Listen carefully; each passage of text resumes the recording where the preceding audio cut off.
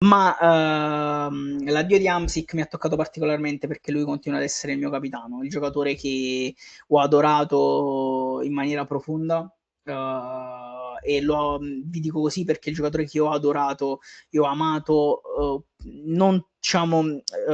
anche per quello che faceva in campo, naturalmente, per le sue qualità che erano secondo me immense, era un centrocampista spaventosamente forte. L'ho amato dal lato, diciamo, soprattutto sul lato umano. È una cosa che a me piace tanto valutare dei giocatori,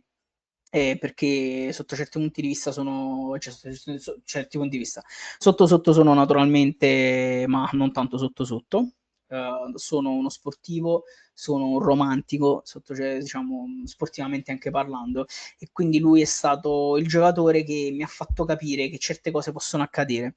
che certe scelte si possono fare, che si può restare tanti anni con la stessa maglia anche se magari non si vince tanto, che si possono fare veramente delle scelte di cuore, perché lui